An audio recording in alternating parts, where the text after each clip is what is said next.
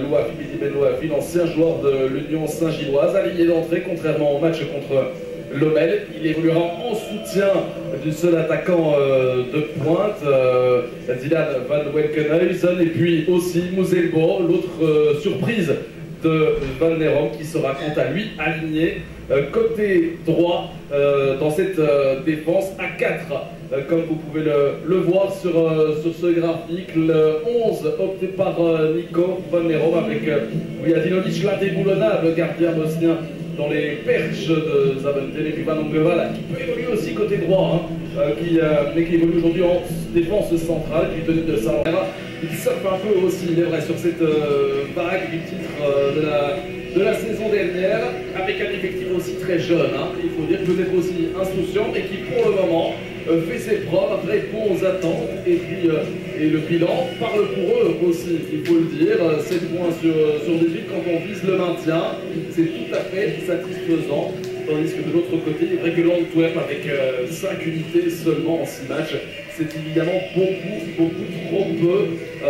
On en regretterait presque le départ de John Bostock, parti du côté de l'OHL, qui, il est vrai, est tout simplement impressionnant pour le moment, déjà avec 2 buts inscrits depuis son départ de l'Antwerp. John Bostock qui casse littéralement la baraque, et il est vrai qu'ils en auraient peut-être grand besoin, John Bostock, du côté de l'Antwerp.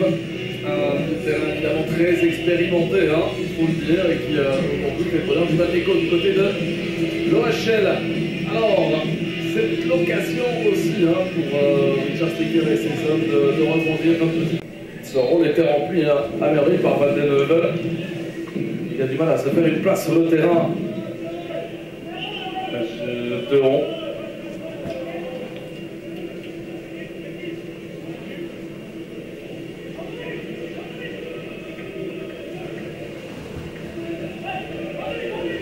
Et le coup qui va pouvoir être botté.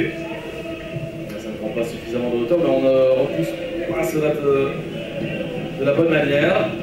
Et le changement qui va être opéré avec la sortie, je vous le disais, très clairement pointé du doigt par Nico Van Nerom sur le but de Fiorentin. Et pour le remplacer, Anthony Pulcinelli.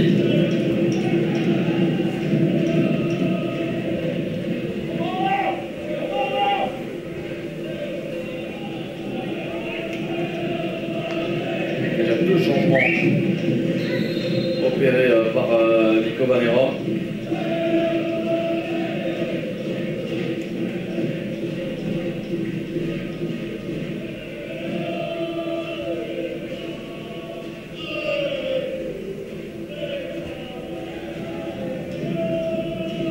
Remise en jeu. Oh, et la reprise, oh que c'était beau. Et c'est Pulcinelli, je crois. C'est Pulcinelli, lui qui vient de monter en jeu. Oh, quelle reprise. Quel enchaînement surtout. On voit cette remise en jeu. Le contrôle qui reste dans les airs. Et puis la reprise à la retombe du gauche. C'est fantastique, c'est sublime. Ça méritait beaucoup mieux. C'est ce ballon qui frappe la barre transversale. Ça va peut-être réveiller les ardeurs des joueurs de Zaventem. Espérons-le pour la fin de ce match, le suspense de cette partie. En tout cas, ça va donner une sacrée confiance à Pulcinelli. Et Sika. En retrait de ça. Ça qui revient de l'autre côté pour Muzelbo. Fournier. Qui sort des limites du terrain.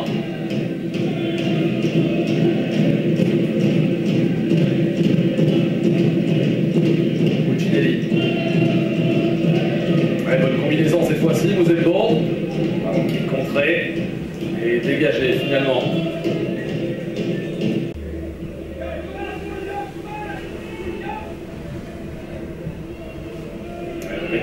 C'est un peu à l'image du jeu proposé aujourd'hui par Zaventem. On ne parvient pas à combiner a enchaîné 4 voire 5 passes.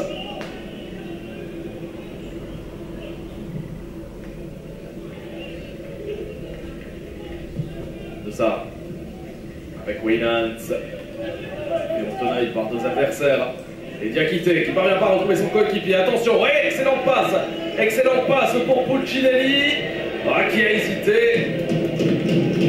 Il a hésité, Pulcinelli. Mais il y a un bon retour aussi à souligner de Gertjan Martens. Mais si jamais les hommes de Van Neeran ne profitent pas de ce genre d'occasion, je vois mal comment ils pourront accrocher quelque chose aujourd'hui. Attention, c'est déjà parti avec Pulcinelli. Et la tentative qui passe au-dessus.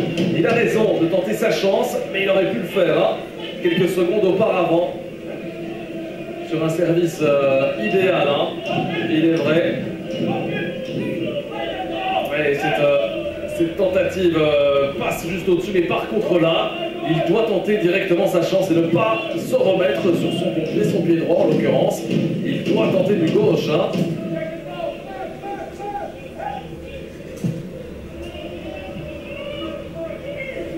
Voilà. Et Wendell avec Bernardo Donard. Ce ballon n'est pas sorti entièrement. Retour vers Romolo. Il a tergiversé le Kenyan.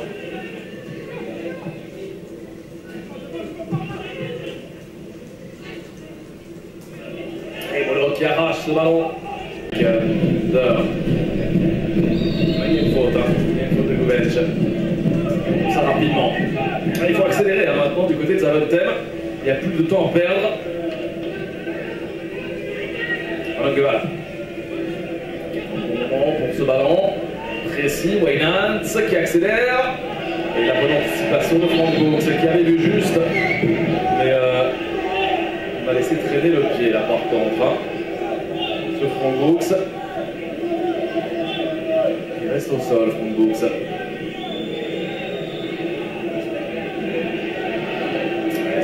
Oui, on voit qu'il y a contact. Il y a contact et le staff médical va devoir intervenir du côté de l'Antwerp. Ginelli ne s'est pas retiré dans l'aventure. On ne n'entend pas Vujatinovic.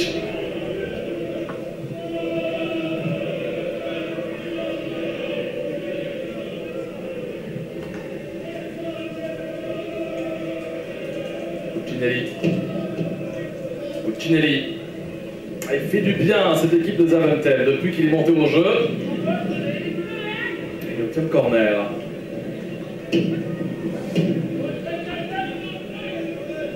Dans ces dernières secondes de la partie, frappe assez puissante, un bel enchaînement en tout cas de Wuzu. Le long ballon. C'est repoussé. Il y a une faute, ouais, sur Pulcinelli, l'arbitre qui a tardé avant de siffler, voir si la situation profitait aux joueurs de Zaventem. Ce n'est pas le cas, coup de sifflet tout à fait logique. C'est un peu frustrant de ne pas avoir vu Pulcinelli débuter la partie parce que très honnêtement, il me fait en tout cas à moi une très forte impression.